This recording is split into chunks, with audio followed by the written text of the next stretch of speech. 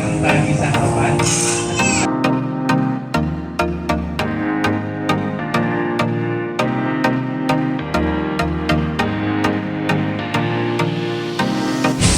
What's up, wonderful people? Welcome back to my channel. For today's video, nakarating na tayo from CATANDUANES. Nandito tayo ngayon sa Tabaco Port at papunta na tayo sa Legazpi. So, ayan, nandito tayo sa Albay. So, if you've missed part 1 and part 2 of our Bicol trip vlog, ilalagay ko sa description box below yung links ng mga videos na yan. So, ayan, for now, i-enjoy muna natin ang province of Albay.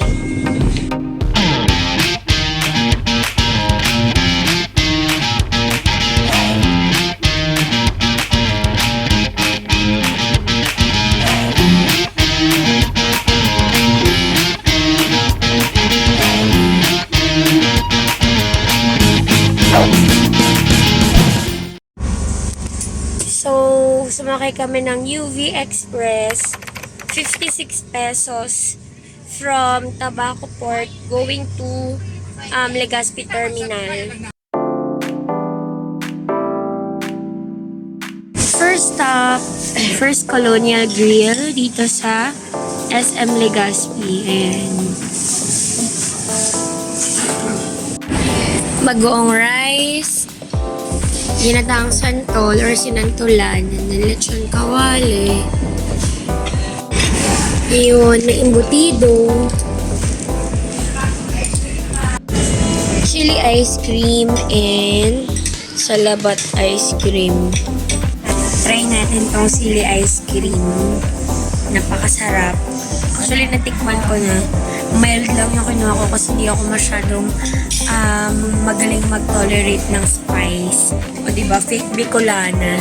Early the next morning. Good morning! Isang maulan na umaga dito sa Legazpi. So, hindi masyadong nakalabas si Mayon. Ayos na si Mayon. Ito siya. Nagtatago kasi maulan. This is Legazpi Boulevard. So, yan dapat si Mayon. Ayan. Turo ng turo. Baka manuno. Mahangin, medyo maulan.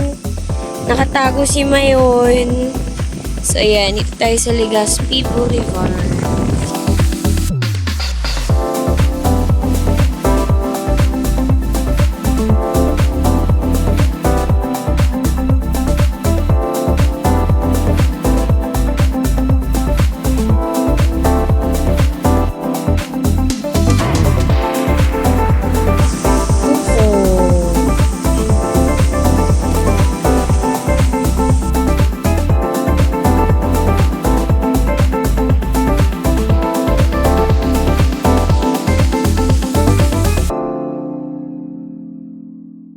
Kain tayong buko. Ayan. Serious. Like seriously.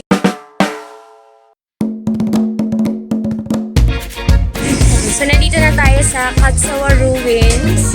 Dito sa labas, maraming bilihan ng souvenirs. Ayan. Ikutin natin yan. Let's go! Yan. Tara!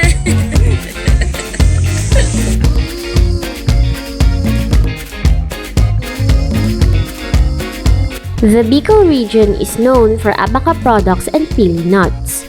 Pili nut is native to the Philippines, so you can only find these nuts in this particular region.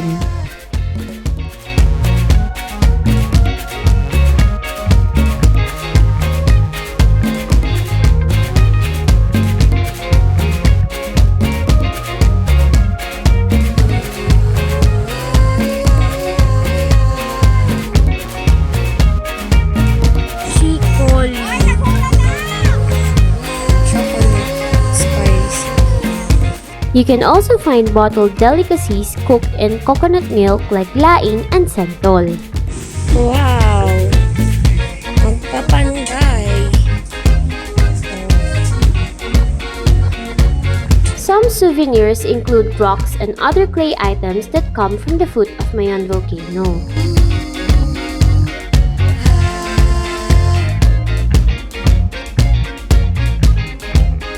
Ito ang pili. Yan. Pili nuts. Kain tayo ng level 1 chili ice cream dito sa Cagsawa. Try natin yung chocolate chili ice cream na level 1 lang. Kasi hindi ako masyadong nakaka-tolerate ng spice. Sarap. May kagat. May aftertaste ng sili talaga. Try nyo ito pag nandito kayo sa Cagsawa.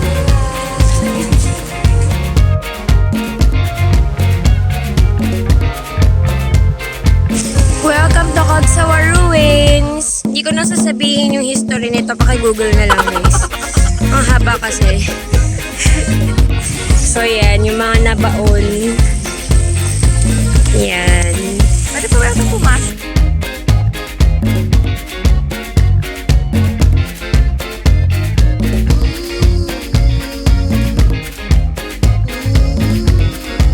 Ayun yung mga ATV, pero hindi na kami sasakay kasi maulan din. So, yan.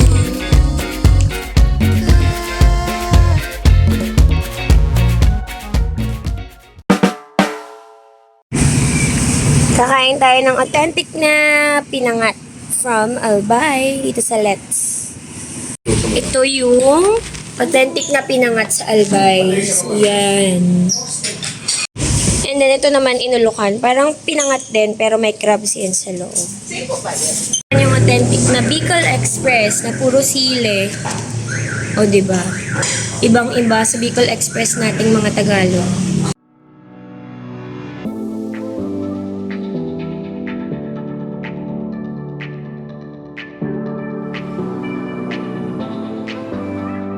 Kosido, kahit saan kami pumunta. Ano? Bicol Express. O, diba? Sile. Yeah. Ano, Darren? Sarap? Ipapawisan na nga ako. Third rice nyo na yan. Third rice. Buwan mo tuwari nyo. Iba raw yung anghang eh.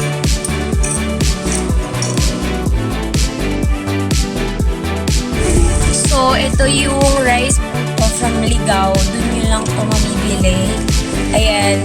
Meron yan naman sa loob na makapuno. Meron ube, and then yung white. Ayan.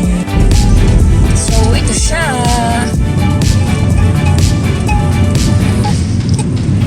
Diba, may naman.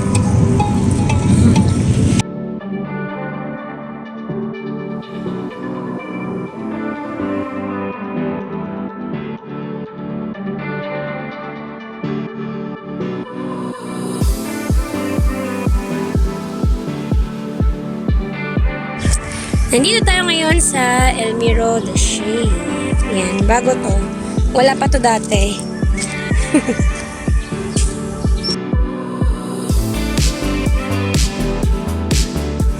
Ang laki ng flower.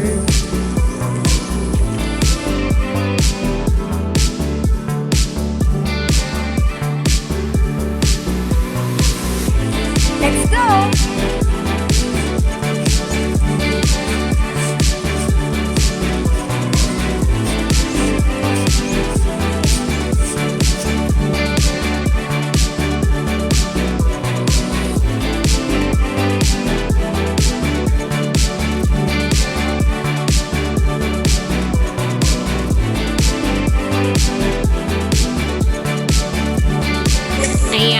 Cotton tree. Ayan ang cotton kapag dry. And broken. Sirato.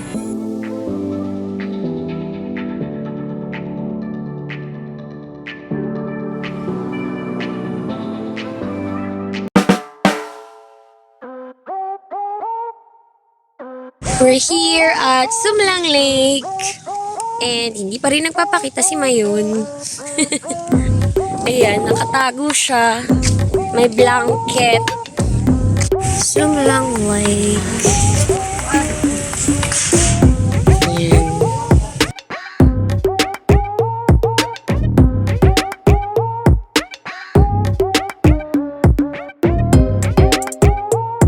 Anong lang? 4 na araw na si Kuyang nagagawa ng abaka.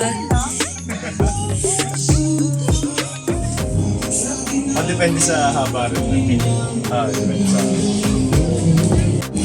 Gumagawa ng carpet si Kuya made from abaka. O, diba?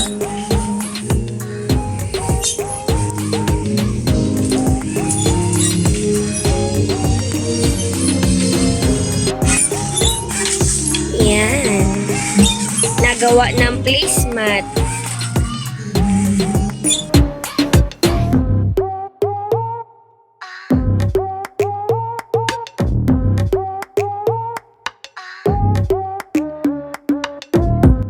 Abaka, or most commonly known as Manila hemp, is native to the Philippines and is one of the country's 35 fiber crops. It is considered as the strongest natural fiber in the world. You can make a multitude of products like textiles, bags, and home furnitures out of the fibers and the plant itself.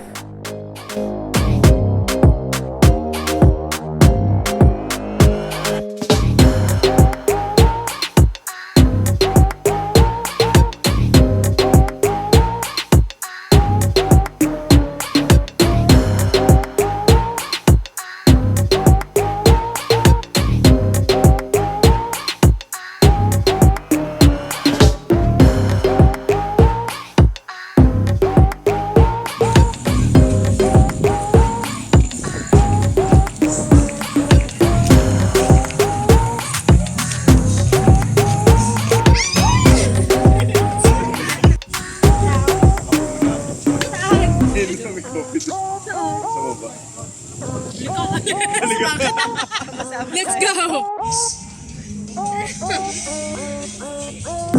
Anong ice cream, Darren? April. Sarap, no? 25 pesos, 6 scoops. Pang-apat na nga namin to. Grabe, pang-apat. Debit. Ayan siya, oh. Homie. How's the natural? Yan, mango and ube. Yun. Ayan yung malaking chili. Diba? Ay, wala. Sa Jollibee kami. Kasi diba, day 1 to day 5, nag-splurge kami. Pagdating ng day 10, wala na kami pera.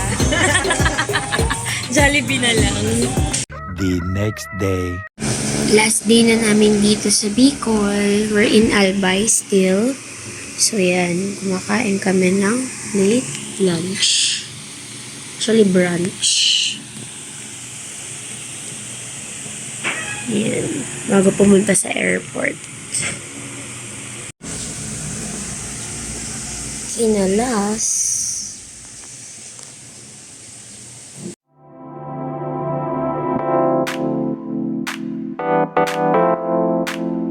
Ito yung new Bicol International Airport in Daraga.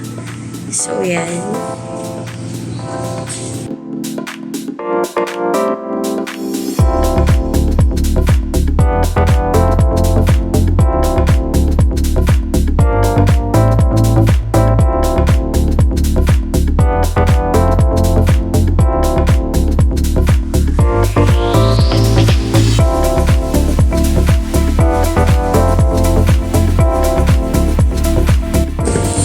Yan, meals before the flight.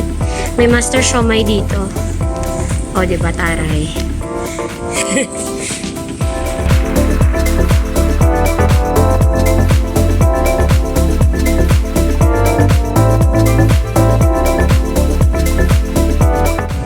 Hi, Mayon!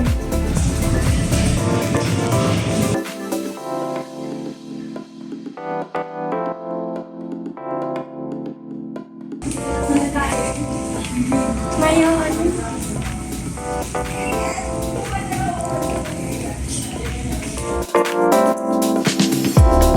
Yay! Nagpakita si Mayon. Ayun siya. Finally, nagpakita after ilang araw.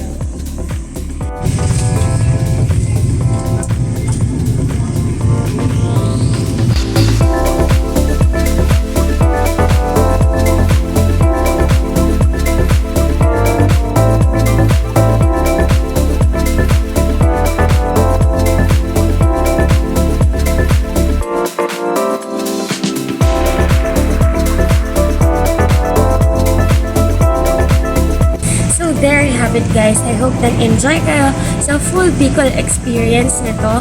And if na-miss nyo yung part 1, part 2, and yung ibang parts nitong vlog nito, I'll put sa description box below lahat ng link sa mga vlog na yan. So if you like this video, please hit the thumbs up and don't forget to like, share, comment, and subscribe to my YouTube channel and hit that notification bell para updated kayo sa mga susunod na videos na i-upload ko. So thanks for watching guys. See you in the next destination. Thanks for watching. Bye!